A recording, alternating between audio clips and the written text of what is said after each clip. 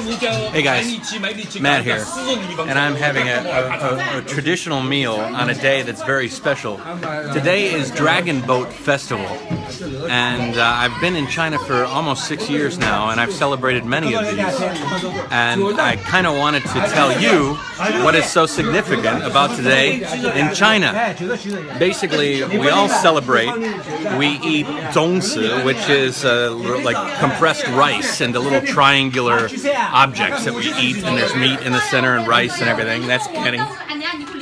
And the rice is called zongzi. And basically we're commemorating the death and life of a guy named Quyuan. And Quyuan was a poet in 278 BC. He was basically framed by a bunch of his friends or fellow government officers in China, and they framed him, and basically his reputation was ruined. But he was beloved; everybody loved this guy. So he killed himself, and he threw himself into the river. And so when he threw himself into the river, he was floating in the river, his body. And so everybody in the village that knew him said, this is a great guy.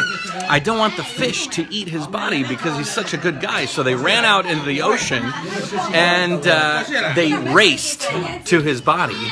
And they threw rice in the water to feed the fish because they didn't want the fish to eat his body, because they wanted to take it because they thought it was special. So that's the birth of zongzi, because zongzi represents the rice that they were trying to feed the fish so that they wouldn't eat it. Also, on today, there's a thing called Dragon Boat Festival, where they race dragon boats across rivers all over China. It's all over China.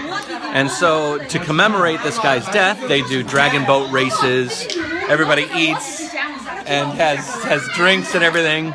And they eat zongzi to commemorate this guy who they all loved. Apparently he was a poet, he was involved in the Chinese government, and everybody liked the guy. It's too bad he killed himself, but out of his death came the Dragon Boat Festival. So if you're anywhere else in China, you should eat some rice and give thanks to Quyuan.